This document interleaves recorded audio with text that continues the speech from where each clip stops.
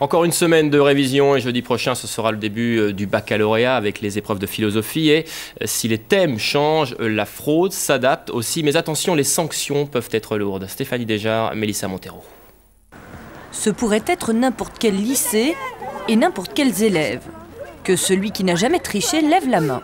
Le SVT, c'est chaud. Donc voilà, c'est pour me rappeler pendant le contrôle si j'ai des trous. C'est pas, c'est voilà quoi.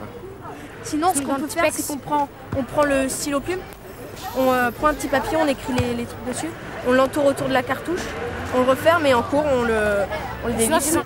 L'anti-sèche. Le procédé est sans doute aussi vieux que l'école. Des générations d'élèves ont transgressé l'interdit de la triche.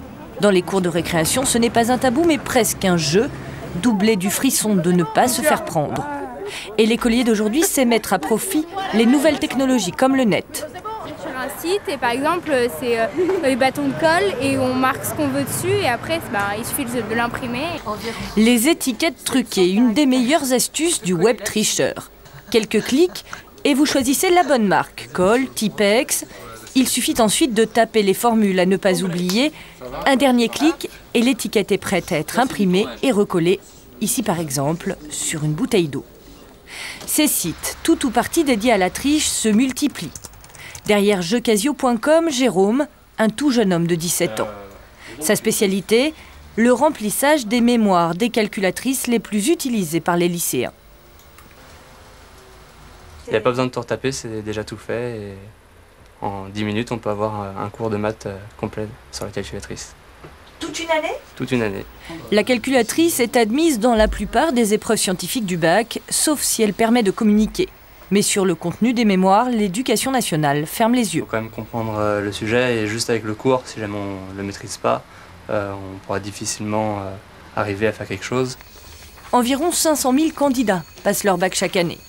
L'an dernier, seuls 150 d'entre eux ont fait l'objet d'une procédure pour fraude ou tentative de fraude.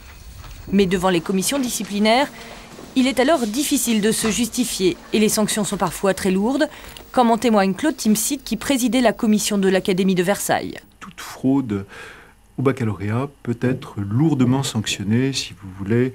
La liste des sanctions peut aller jusqu'à l'interdiction définitive de passer un examen. Mieux vaut donc ne pas tricher et même se mettre à l'abri de tout soupçon en laissant par exemple son téléphone portable à la maison. La réussite au bac en sera plus sûre et bien meilleure.